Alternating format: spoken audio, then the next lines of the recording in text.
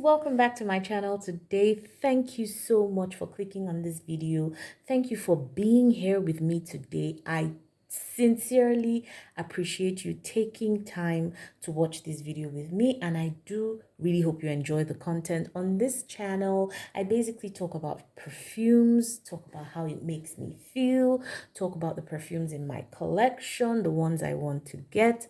Essentially everything about perfumes is what we do on this channel. So today I wanted to talk about my lavieestbelles. These two lovely beauties standing right here are different lavieestbelle fragrances. This is lavieestbelle L'Eau de Parfum Intense, and this is lavieestbelle on Rose, or is it Rose? Now I'm not very sure how to pronounce it. I'm not sure if the rose is, if the E in the rose is silent. So if you do know how to pronounce it, please let me know in the comment section. I'll appreciate that so I don't keep butchering the name.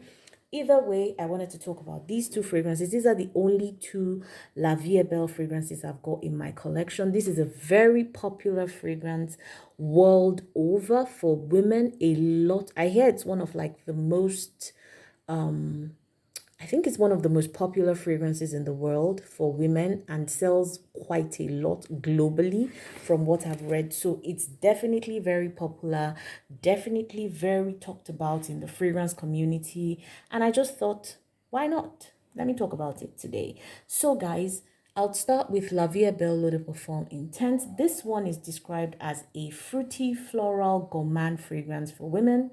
The top notes here are pear, you've got pink pepper, you've got orange, bergamot, and currant buds. Okay.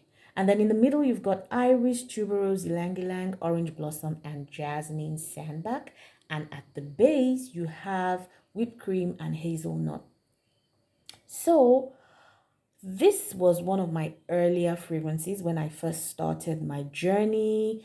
And I'm sure you can tell from the usage that I haven't really used it very much. You can tell from that dent.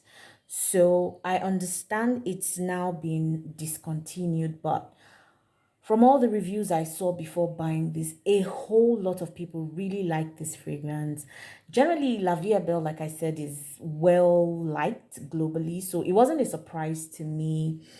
I'll start with what I get when I spray this fragrance. With this fragrance, I get the iris, I get the tuberose, and jasmine. Those are the things that hit me with this fragrance. And for me, jasmine is a bit tricky. If it's not done carefully or if it's not done right, it's not a fragrance that I tend to like very much.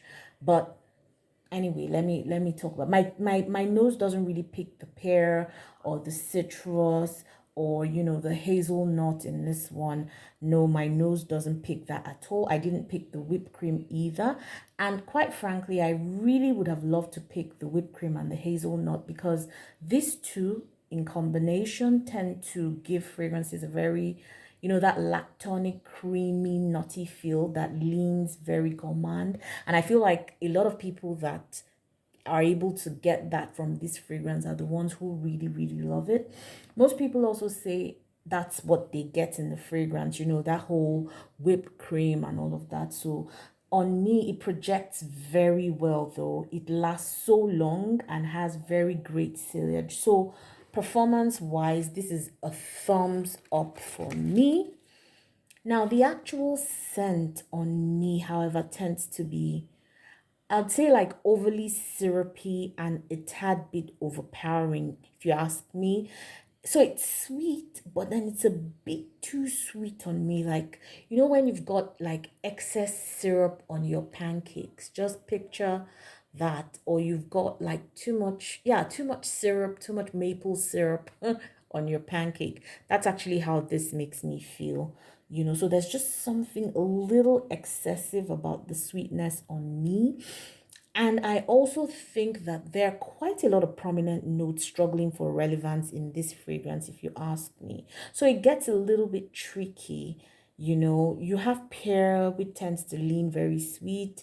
You've got tuberose and jasmine, which are, obviously very polarizing on their own. And then you've got orange blossom and iris. So I feel like there are all these notes that are just fighting for attention, and on me tends to cause a bit of a riot. So, based on how it comes off on me, it definitely seems more suited for like a colder day because it is quite a warming scent, if you ask me. I feel like it could be versatile. You could wear it, anywhere really. Office, wedding, party, running errands. I feel it's that versatile. It's obviously a crowd pleaser going by, how many people like it. Is it my favorite? Unfortunately, not. It almost turned me off the Belle line, to be honest, because it was my intro to the line.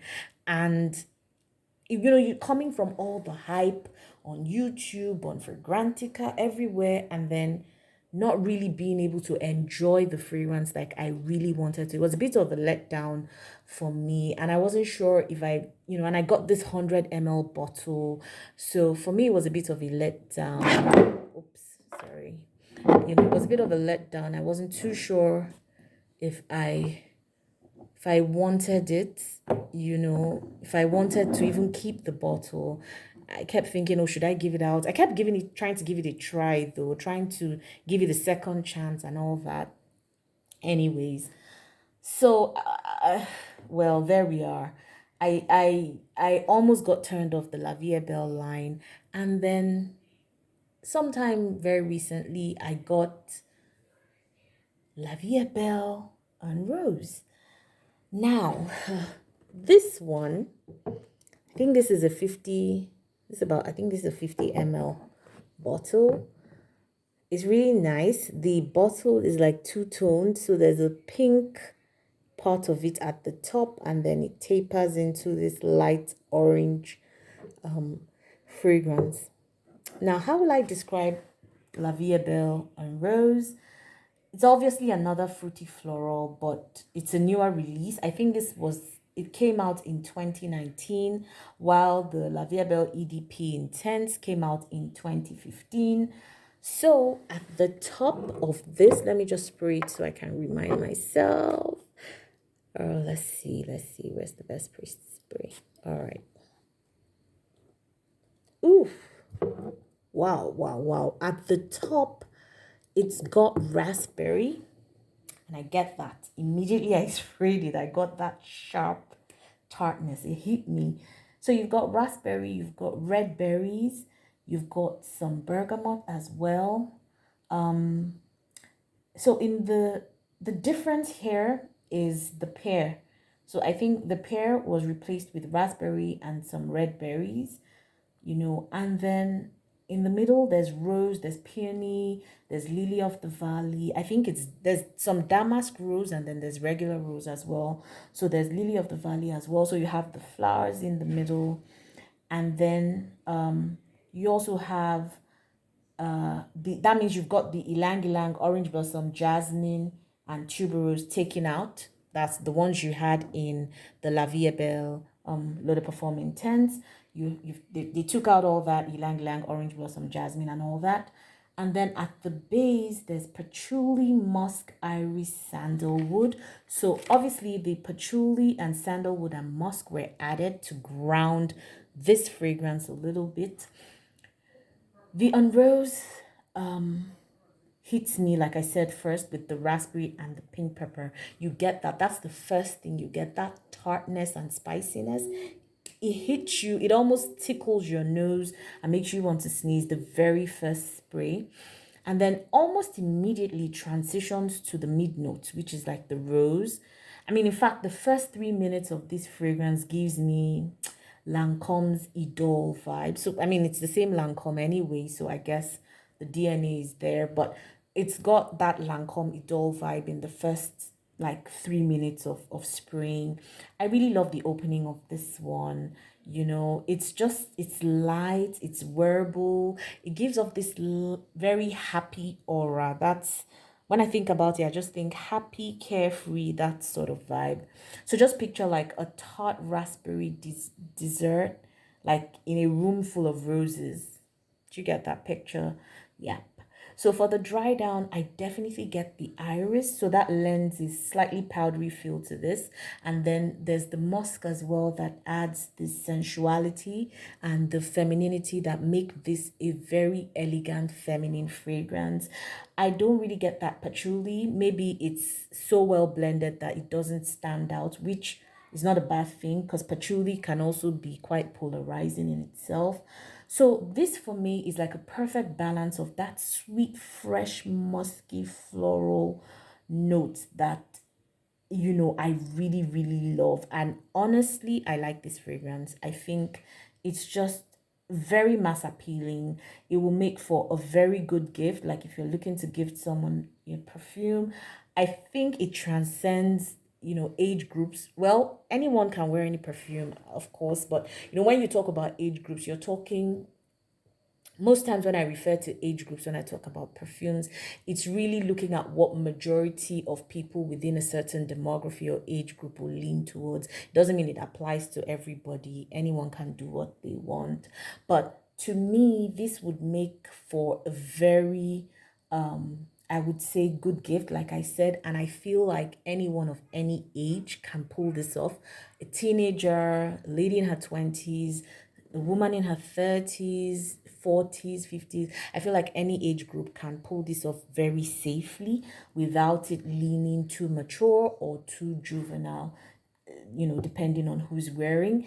The only con for this fragrance for me is that the longevity on my skin is quite poor. And notice I'm saying on my skin because I've seen people who say they get up to 6-7 hours from this. I don't. I get about 3 hours from this fragrance. So that's something I thought could have been done better. But other than that, I think La Vie est Belle and Rose was done right. I really think it was done right. It's a very beautiful one. It would work well for any occasion, in my opinion, but I really picture this mostly as a bridal scent for whatever reason. I don't know if it's the bow on it or something, that cute pink little bow, but it just comes off really romantic to me. And I just picture this, fitting very well as a bridal scent, that sort of thing. So, you know, that's it. That's my view on La Vie est Belle, L'Eau de Parfum Intense, and La Vie est Belle on Rose. So, which do I prefer? I mean, it goes without saying. Obviously, I prefer on Rose, and I'll say if you wanted to just check for La Vie est Belle, or if you've never used any La Vie est Belle fragrance, then I'd say they've got so many flankers of the original. So just test the original, test all the flankers, take your time and make your choice, because I think for all the flankers, they've taken out some notes, replaced some of the flankers. Don't even have any they don't have any of the original DNA in it. So really, they almost come off like different fragrances, in my opinion, for some of those flankers when I've tested them. Because very recently I had to go and do some testing for a number of the La Belle fragrances. So I'll just say test and see how it works with your skin, your body chemistry, and then make your choice. I'm not sure I'll be getting any more from this line though. I think these two are enough. I mean, these two are enough. This is a 100 ml bottle. I've barely gone I don't think I've even used up to a quarter of it, if I have used. So I will definitely get through this faster. You can see I've made a tiny little dent on it, and I got it not too long ago. So, there you have it. Those are my thoughts on La Vie est Belle, the flankers within my collection. I really hope you enjoyed this video. If you did, please consider subscribing for more content like this. I've got a whole lot of other videos that I've done. If you check out my channel, give this video a thumbs up, share, comment. Until I see you on my next one, have a beautiful day. God bless you. Bye.